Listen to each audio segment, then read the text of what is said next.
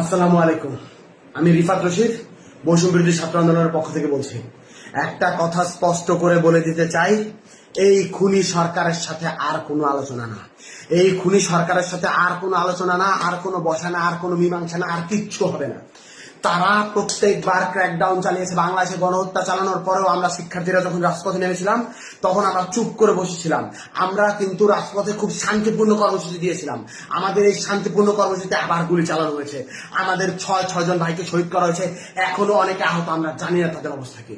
আমরা এই খুনি সরকারের সাথে আর কোনো নেগোসিয়েশনে যাব না, আর কোনো আলোচনায় যাবে না। আলোচনার সকল দরজা বন্ধ হয়ে গেছে। এবার সর্বাত্মক প্রতিবাদ গড়ে তুলতে হবে।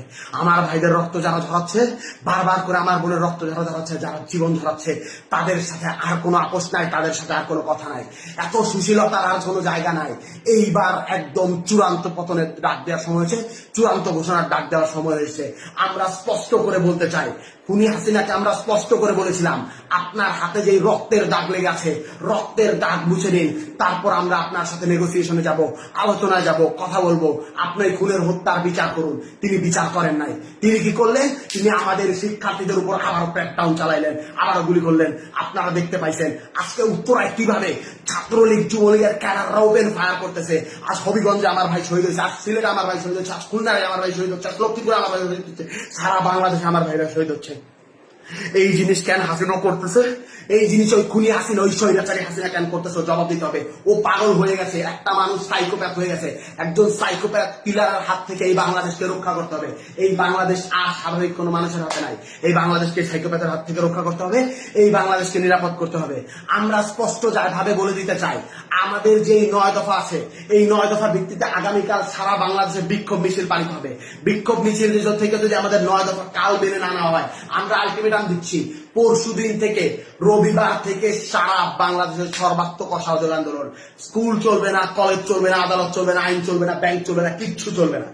সবকিছুতে সর্বাত্মক অবরোধ, সবকিছুতে সর্বাত্মক অসহযোগ আন্দোলন চলবে। সবকিছু বন্ধ করে দেওয়ার ঘোষণা দেওয়া হলো। আর কোনো কিছুতেই আমাদের অবকাশ নেই।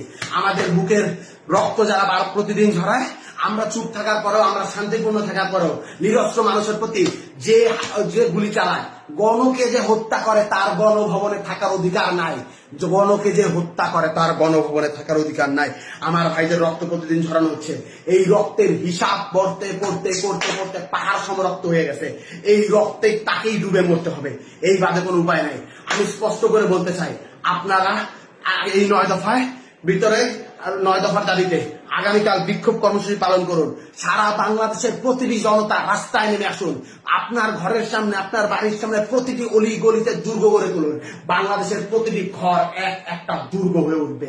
এই 9 দফা যদি মেনে না নেওয়া হয়, পরদিন থেকে আমরা বলতে চাই, আমরা স্পষ্ট করে বলতে চাই, পরদিন থেকে সর্বাত্মক অসহযোগ আন্দোলন।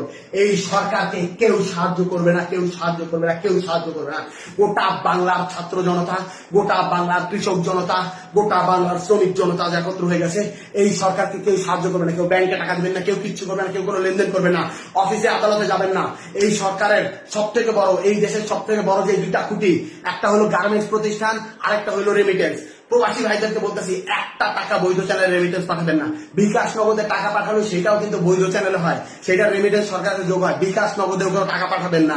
আমরা বলতে চাই, গার্মেন্টস শ্রমিকদেরকে বলতে চাই, আমি আশুলিয়ার ছেলে, আমার রক্তে, আমার খুনে, আমার প্রতিটি জায়গায় জায়গায় গার্মেন্টস শ্রমিকদের ছাপ, রক্ত, ঘামের পয়সা লেগে আছে। আপনাদেরকে আমি বলতে চাই, আপনারা কেউ আর গার্মেন্টসে যাবেন না। আপনাদের কেউ আর গার্মেন্টসে যাবে না। গার্মেন্টসে যারা যায় আমার মা, আমার বোন, আমার মা বোনদেরকে বলতেছি, আমার ভাইদেরকে বলতেছি, আপনারা কেউ গার্মেন্টস কারখানায় যাবেন না। আমার ভাইদেরকে শহীদ করা হচ্ছে, এর স্পষ্ট বিহিত না হওয়া পর্যন্ত, এর বিচার না হওয়া পর্যন্ত আপনারা কোথাও গার্মেন্টস যাবেন না। রিজিকের মালিক আল্লাহ। আল্লাহ বাঁচাইলে আমরা খাবো, আল্লাহ না বাঁচাইলে আমরা মরে যাবো। আপনারা রিজিকের ভয়ে আর কেউ ওই স্বৈরাচারের তাবেদারি করবেন না। আপনারা কেউ একটা রোববার থেকে যদি আমাদের দাবি মেনে না নেওয়া হয়, তাহলে কোনো গার্মেন্টস শ্রমিকে, কল কারখানা সবকিছু বন্ধ ঘোষণা করা হলো।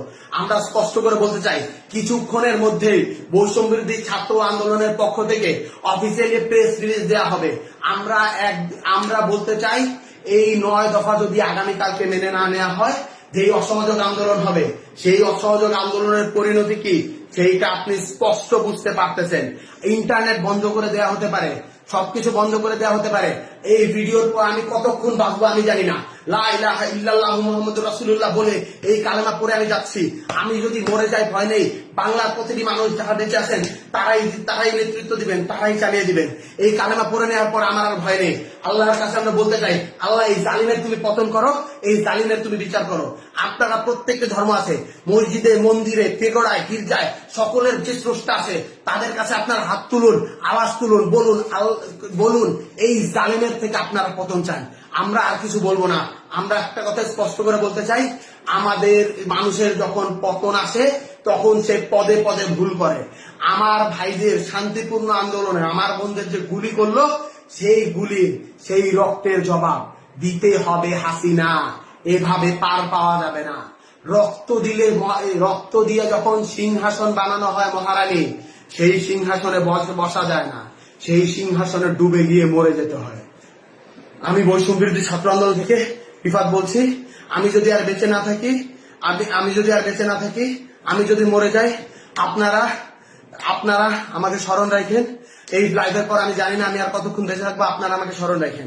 একটা কথাই স্পষ্ট করে বলতে চাই, আপনারা এই লড়াই সংগ্রাম চালিয়ে নিয়ে যাবেন, কেউ পিছপা হবেন না। সারা বাংলাদেশ আমাদের সাথে আছে। আমরা এই স্বৈরাচার মুক্ত বাংলাদেশ গড়ব।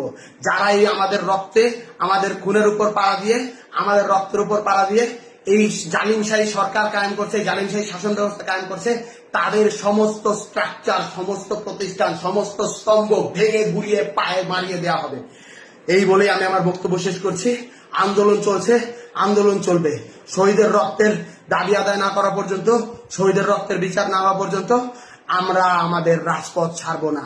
আজ থেকে বাংলাদেশের প্রতিটি ঘর একটি দুর্গ।